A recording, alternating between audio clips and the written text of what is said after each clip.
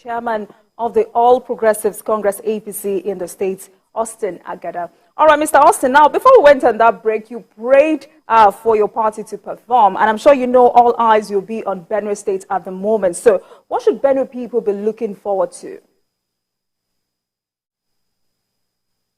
Yes, the truth is that, like the governor-elect have said, he will start with the civil service, because today you have the civil servants that don't even go to work as a result of the decay in the service. Nothing is moving. Of course, the issue of human capital development is something in our front burner. Infrastructure, education, and agriculture, because we understand where our state is, and we know that there's every need for us to boost the revenue and economy of the state to achieve this development. The expectation is high, indeed it is high, as you have said, but we believe that this is a God-driven administration that he has brought to us. So by God's special grace, we'll be living up to that mandate. All right. The state is now under APC control, the ruling party at the federal level. How do you think this will benefit the state? Yes, that was why, and we are happy that Benue went for Bola Ahmed Tinubu, because we know his model for development. And being someone as president of the Federal Republic of Nigeria, and knowing fully well what Benue have suffered, we believe that we'll have a friendly federal government that will cushion and help the situation we have found in our states. So for us, it is a win-win situation.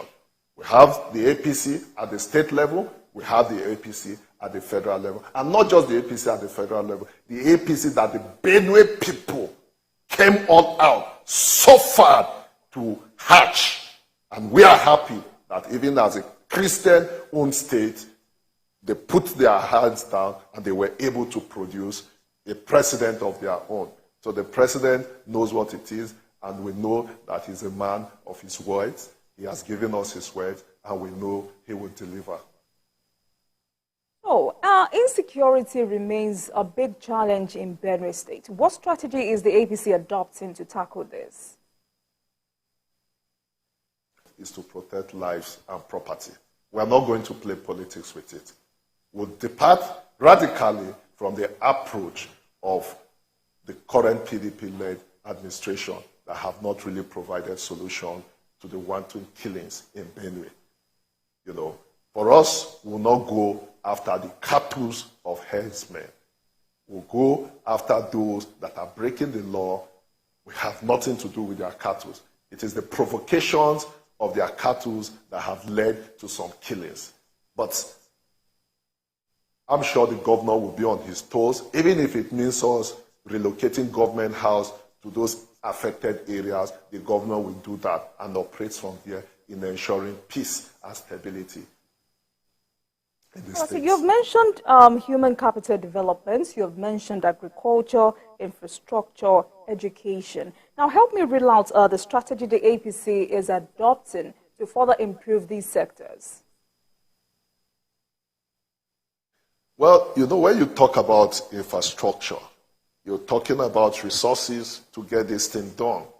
But there are partnership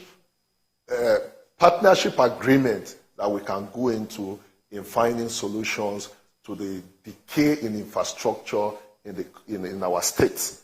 And of course, boosting of the revenue, like I said, we're an agricultural state.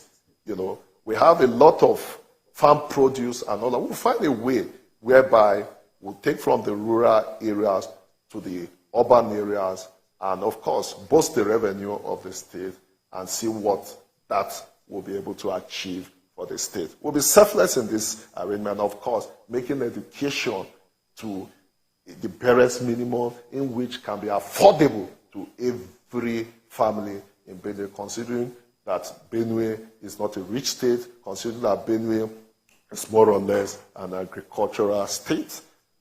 So for us, we'll be doing everything humanly possible to ensure that we get this thing right. Because a state without education, you know what it is. So education is something that we'll plunge into so much. And of course, agriculture, like I said, we have the land, we have the soil. Those are God-given things. So for us, it's just how to ensure that it eventually turns into something for the economy of the state.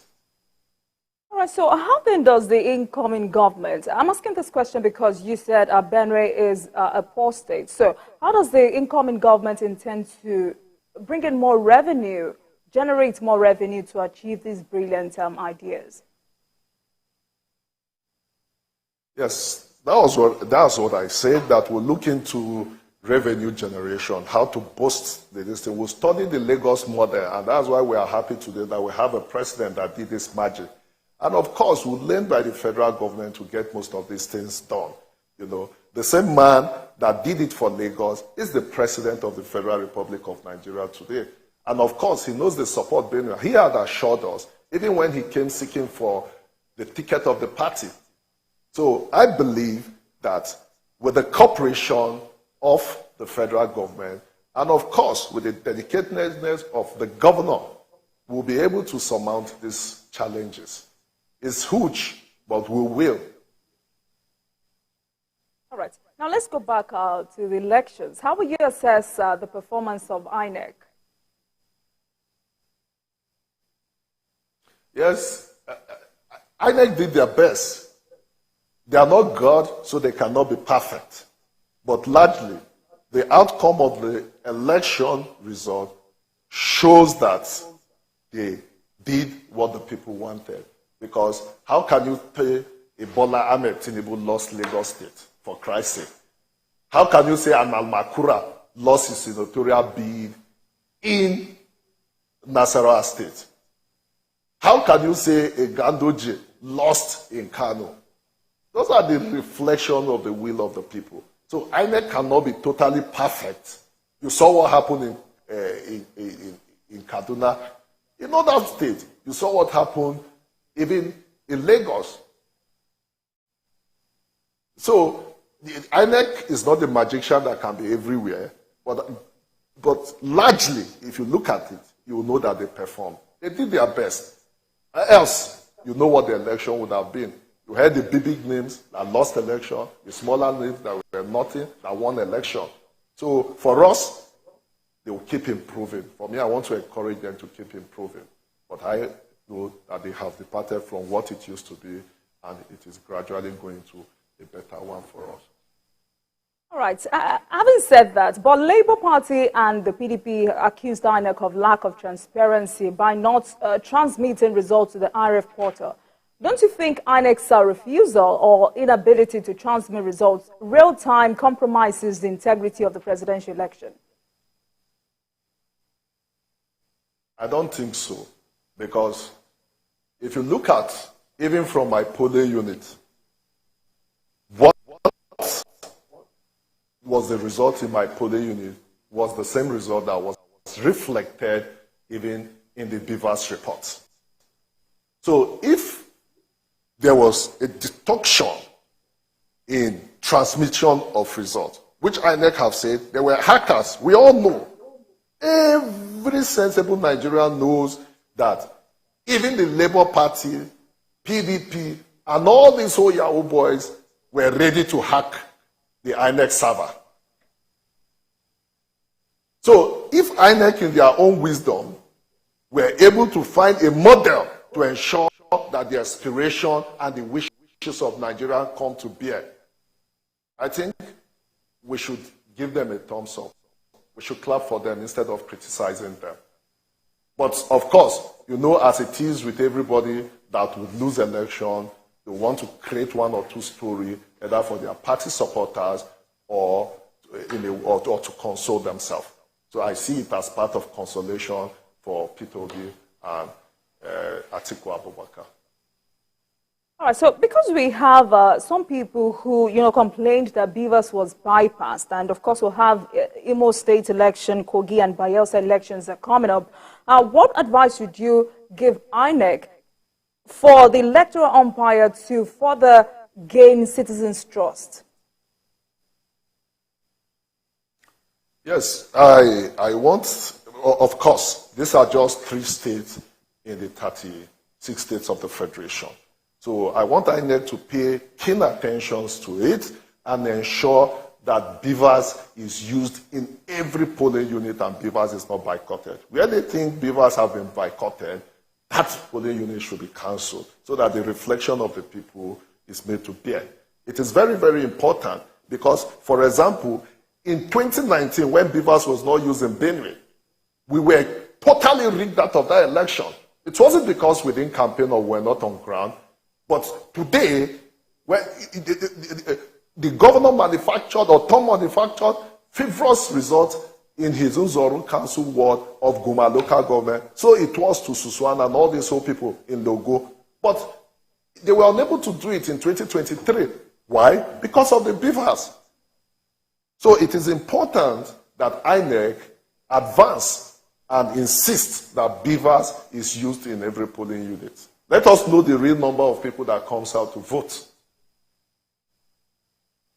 So I want to let them know that Nigerians appreciate them for that, and they should go ahead in using the beavers in every polling unit. Where they think otherwise, it should be cancelled. I'm in total support of it.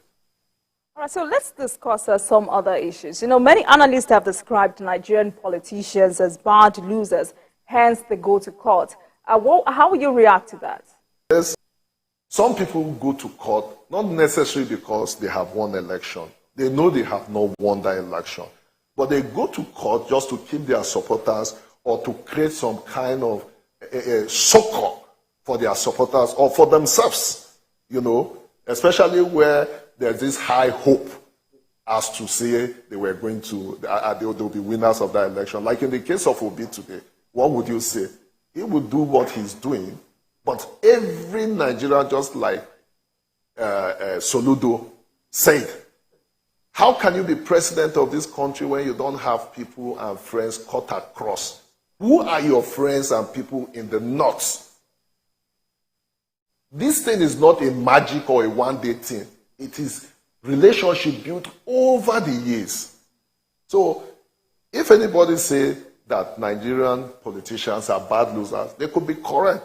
But the truth about it is that they do some of these things to keep their support base or to give hope for themselves or their people. But the reality is there, and the truth is there.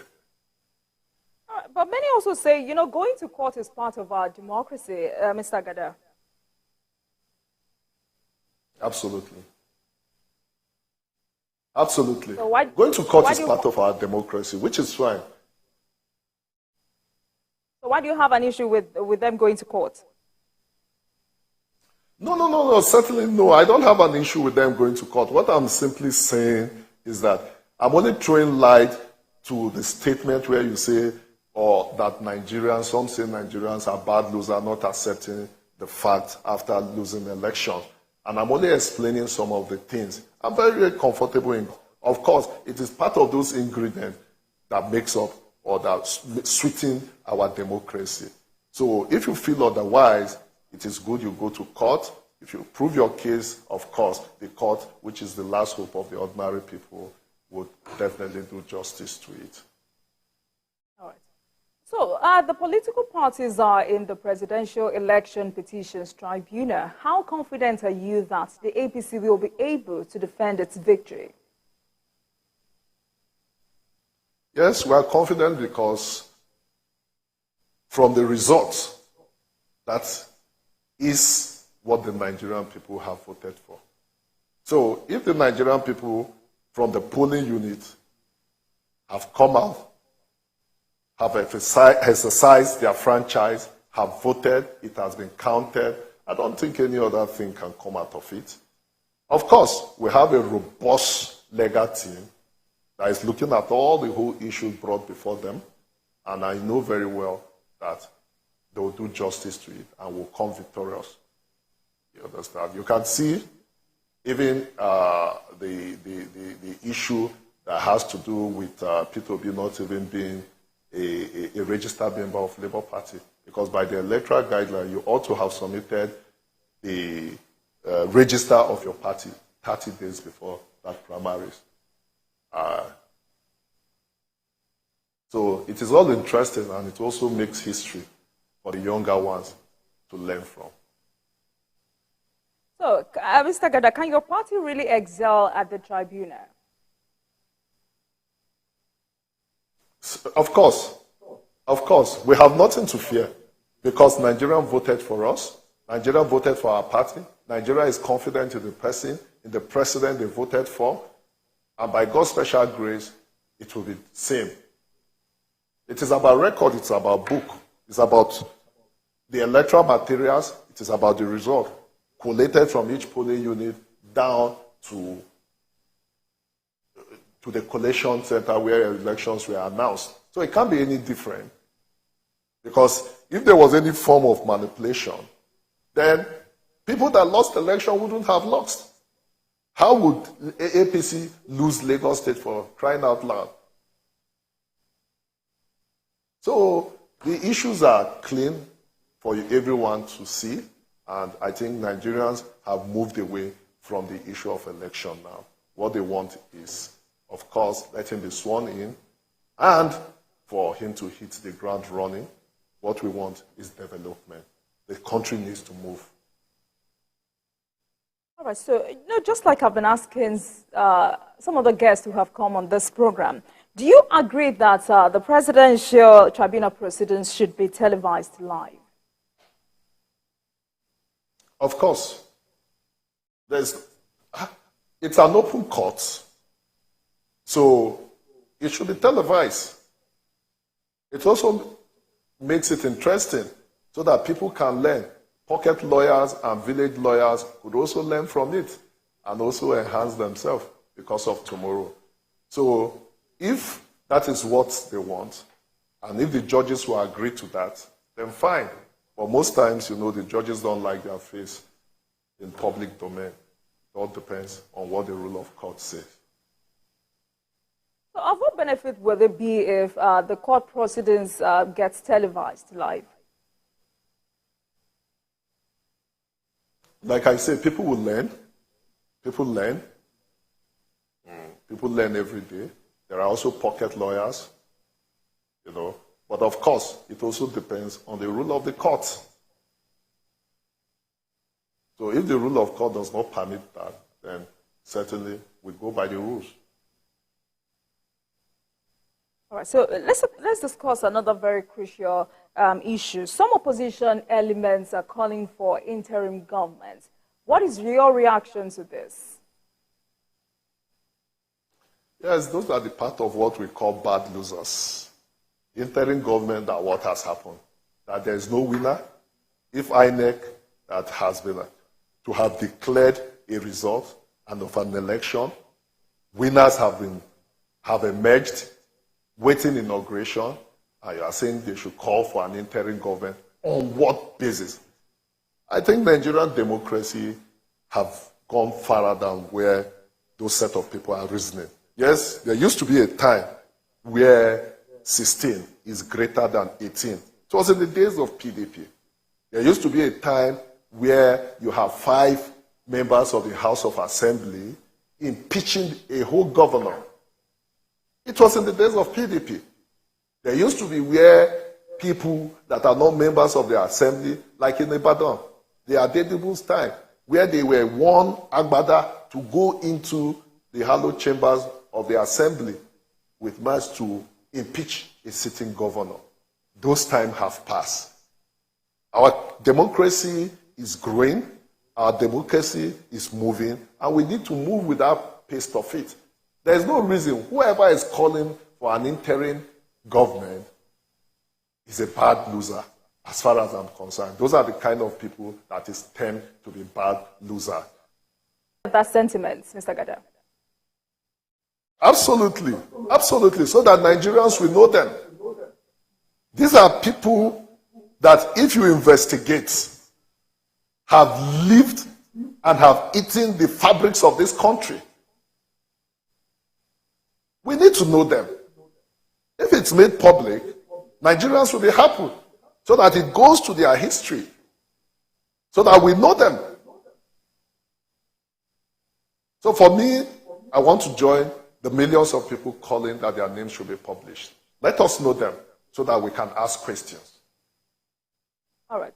So we still have Austin Agada as our guest tonight as we discuss Benue State politics. Is the chairman of the All Progressives Congress, APC, in Benue State. We will return with more discussion after this break. Welcome back to the final lap of the program, and I still have with me Austin Agada, the chairman of the All Progressives Congress in Benue State. We're focusing on Benue politics. Now let's come back to governance in Benue State. How ready is the APC?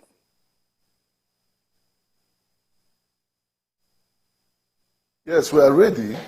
We are very ready. Like I rightly say, have been issued from the suicidal for us to lean on that path of underdevelopment or what has brought us into power. 50% of why we won this election was the abysmal performance of the PDP-led government under the current governor, Samuel Otom. So it is imperative, which we all know, and every candidate of our party that have won election today, whether in the House of Rep, in the Senate, including the governor, we read this thing every day like the Bible. We put it before our front burner, and we know that we have no reason to fail the people. So we are ready to live a sacrificial.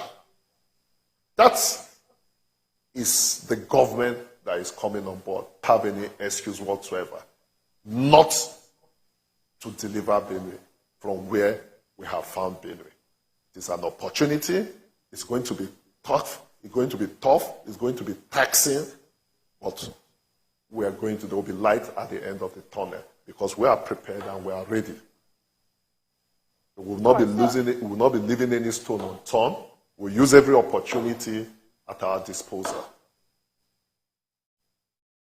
All right. Another critical aspect is, managing success for most political parties after election never comes easy. But how does the APC intend to go about this after taking power in May? Yes, there is usual difficulty in victory management because, one, the expectation of the people, two, the people themselves, there are politicians that is about their gains and all of that. One of the first things we have done as a political party since we won the election is to first stop the mass movement of people crossing over to our party just for the main purpose of appointments. So we have issued a statement through the Chairman's Forum and have said, except where it becomes necessary for any decamping, that they should sort the State Working Committee, because we want to guide against people coming to misdirect the functions and activities of the political party. We are ready. The party is ready to give every enabling environment for the governor to perform. All right, so how is the transition period going from the PDP to the APC in terms of cooperation? Yes, it was just last week that for the first time, after we came out to insist that the right thing to be done, after those press statements you saw where we accused the governor that he was doing certain things to sabotage the incoming government, that the governor deemed it fit to send the secretary to the state government, in discussing the issues of transition. Since the election till today, he set up his transition committee without the involvement of our party or the governor-elect. So he has sent an emissary through the SSG, and we are looking into it. We're also nominating, he said 10 persons, so we'll nominate 10 persons for him. All right. It's been an interesting conversation this night. So that they'll look into the books and records. Thank you. It's been an interesting conversation this evening on Benue politics with the chairman of the All Progressives Congress, APC, in Benue State, Austin Agada. Thank you very much for coming on Politics Tonight. We look forward to more conversation with you. Thank you. Thank you. And thank you.